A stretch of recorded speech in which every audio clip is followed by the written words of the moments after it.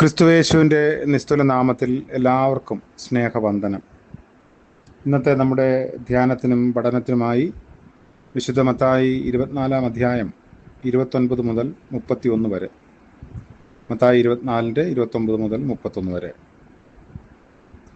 ആ കാലത്തിലെ കഷ്ടം കഴിഞ്ഞ ഉടനെ സൂര്യൻ ഇരുണ്ടുപോകും, ചന്ദ്രൻ പ്രകാശം കൊടുക്കാതിരിക്കും, നക്ഷത്രങ്ങൾ ആകാശത്ത് നിന്ന് വീഴും, ആകാശത്തിലെ ശക്തികൾ ഇളകിപ്പോകും.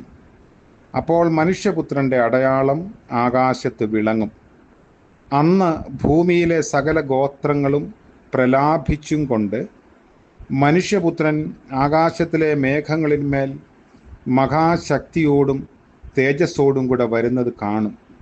അവൻ തൻ്റെ ദൂതന്മാരെ മഹാകാകളധ്വനിയോടും കൂടെ അയക്കും. അവർ അവൻ്റെ വ്രതന്മാരെ ആകാശത്തിൻ്റെ അറുതി മുതൽ അറുതി വരെയും 4 ദിക്കിൽ നിന്നും കൂട്ടിച്ചേർക്കും.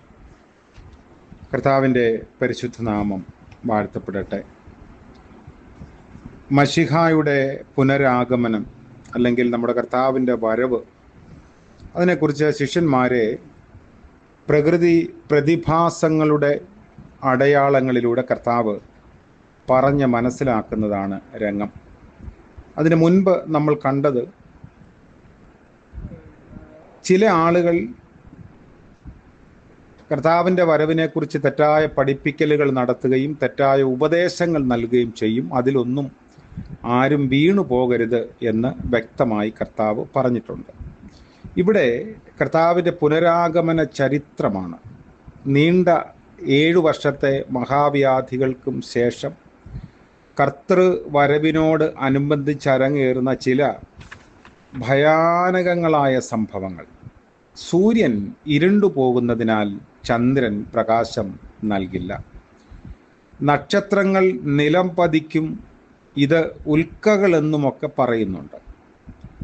സൗരയൂഥത്തിൽ വ്യാപകമായ വ്യതിയാനങ്ങൾ സംഭവിക്കും, ഗ്രഹങ്ങൾ ഭ്രമണപഥങ്ങളിൽ നിന്ന് വ്യതിചലിക്കും, ഗ്രഹങ്ങൾക്കും സ്ഥാനഭ്രംശം സംഭവിക്കാം. അന്തരീക്ഷ വ്യതിയാനം സാരമായി ഭൂമിയെയും ബാധിക്കും. അതുകൊണ്ട് തന്നെ കരയും കടലും ശക്തമായി ഇളകും. ഇവ രണ്ടും പ്രപഞ്ചവുമായി ബന്ധപ്പെട്ടിരിക്കുന്നു എന്ന് ശാസ്ത്രമതം. വെലിക്കോവ്സ്കിയുടെ വാക്കുകൾക്ക് ഒരു ഭീകരമായ സൂചനയുണ്ട്.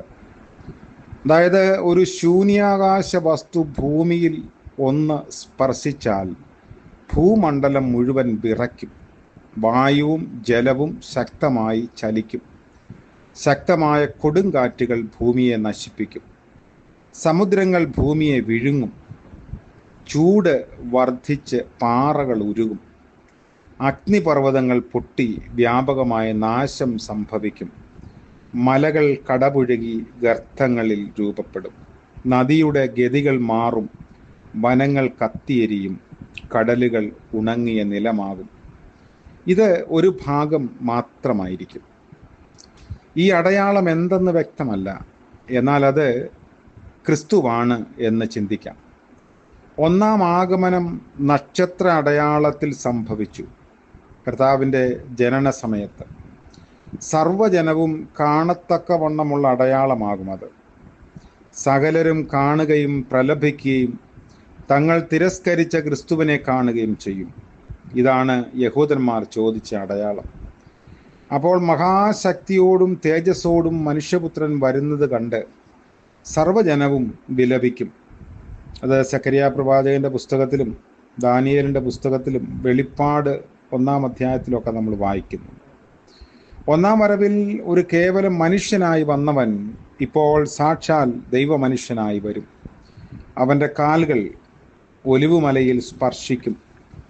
കെട്ടപ്പെട്ട കുഞ്ഞാട് ചെങ്കോലേന്തിയ സിംഹമായി വരും. ഇതെല്ലാം വെളിപ്പാട് സാഹിത്യങ്ങളിൽ നമുക്ക് വായിക്കാൻ സാധിക്കുന്നു. നസ്രയത്തിലെ തിരസ്കരിക്കപ്പെട്ട തച്ചൻ രാജാതിരാജാവായി വരും. ക്രൂശേന്തിയ കരങ്ങൾ അധികാര ചെങ്കോലുമായി വരും. കഴുതപ്പുറത്ത് യാത്ര ചെയ്തവൻ ഇവിടെ മേഘങ്ങളെ വാഹനമാക്കി വരും. ഈ മുഹൂർത്തത്തിനായാണ് സൃഷ്ടി ഇന്നയോളം കാത്തിരിക്കുന്നത്. കർത്താവ് പറയുന്നു, അപ്പോൾ കർത്താവ് തൻ്റെ ദൂതന്മാരെ 4 ദിക്കിലേക്കും അയച്ച് ഇസ്രായേൽ ശേഷിപ്പിനെ കൂട്ടിച്ചേർക്കും. അപ്പോൾ വരവ് നിറവേറും, സഭയും അവനോടുകൂടെ ഉണ്ടായിരിക്കും. ഇതൊരു മഹത്വം അർഹിക്കുന്ന കാര്യമാണ്. തെസലോനിക്കർക്ക് എഴുതിയ 2-ാം ലേഖനം 1-ാം അധ്യായത്തിൽ വിശുദ്ധ പൗലോസ് അപ്പോസ്തോലൻ നൽകുന്ന ചില അടയാളങ്ങളും ഇതിന് സമാനമാണ്. അപ്പോൾ കർത്താവിൻ്റെ വരവിങ്കൽ പ്രകൃതി പ്രതിഭാസങ്ങളിൽ ഉണ്ടാകുന്ന വ്യതിയാനങ്ങൾ, മാറ്റങ്ങൾ ഒരു മുഖ്യ അടയാളമായി നമുക്ക് കരുതാം എന്ന് കർത്താവ് തന്നെയാണ് പറഞ്ഞിരിക്കുന്നത്. ഇത് അപ്പോസ്തലന്മാരുടെയോ ഏതെങ്കിലും ദീർഘദർശികളുടെയോ വ്യാഖ്യാനങ്ങളോ സൂചനകളോ ഒന്നുമല്ല, കർത്താവിൻ്റെ തിരുവായി മൊഴിഞ്ഞ് നൽകിയ അടയാളങ്ങളാണ്. അപ്പോൾ ഇന്ന് നമ്മൾ ജീവിക്കുന്ന ഈ ഭൂമിയിൽ അതിന് സമാനമായ ചില അടയാളങ്ങളുടെ ആരംഭമുണ്ട്. പെട്ടെന്ന് ചൂട് കൂടുകയും നിയന്ത്രിക്കാനാവാത്ത വിധത്തിൽ പ്രകൃതിക്ഷോഭങ്ങൾ സംഭവിക്കുകയും ഒക്കെ ചെയ്യുന്നത് ഭൂമിയുടെ മാറ്റങ്ങളാണ്. മനുഷ്യപുത്രൻ്റെ വരവ് അടുത്തിരിക്കുന്നുവെന്ന് ഭൂമിയിലെ അടയാളങ്ങൾ കണ്ട് തിരിച്ചറിയാൻ നമുക്ക് സാധിക്കണം. അതുകൊണ്ട് മുൻപ് നമ്മൾ കണ്ടതുപോലെ ഒരുങ്ങിയിരിക്കുന്നവരായി കർത്താവിനെ സ്വീകരിപ്പാൻ നമുക്കും കാത്തിരിക്കാം, പ്രാർത്ഥിക്കാം. ഞങ്ങളുടെ വാഴ്ത്തപ്പെട്ട കർത്താവേ, അവിടുന്ന് ഞങ്ങൾക്ക് നൽകിയ ശക്തമായ അടയാളങ്ങൾക്കായി, സൂചനകൾക്കായി സ്തോത്രം ചെയ്യുന്നു. ഞങ്ങൾ അങ്ങയുടെ വരവിന് വേണ്ടി കാത്തിരിക്കുന്ന സമൂഹമാണല്ലോ. ഞങ്ങളെയും അതിൽ ഉൾപ്പെടുത്തിയിരിക്കുന്ന വലിയ ദയയ്ക്കായി ഞങ്ങൾ അങ്ങയെ മഹത്വപ്പെടുത്തുന്നു. ഇന്ന് പകൽക്കാല ജീവിതത്തിൽ ഞങ്ങളുടെ ചെറുതും വലുതുമായ ആവശ്യങ്ങളിൽ അവിടുത്തെ കൃപ കൂടെ ഇരുന്ന് വ്യാപരിക്കണമേ. വഴികളെ തുറക്കണമേ.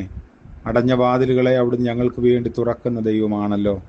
കർത്താവെ, കഷ്ടതയിലും പ്രയാസങ്ങളിലും കൂടെ കടന്നു പോകുന്ന എല്ലാവരെയും ഓർത്ത് പ്രാർത്ഥിക്കുന്നു.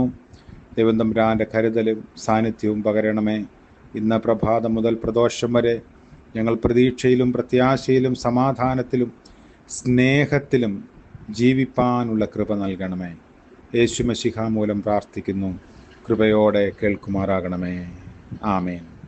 ത്രിയേക ദൈവത്തിൻ്റെ അനുഗ്രഹവും സാന്നിധ്യവും സമാധാനവും നമ്മോടുകൂടെ ഇന്നും എന്നേക്കും ഉണ്ടായിരിക്കുമാറാകട്ടെ.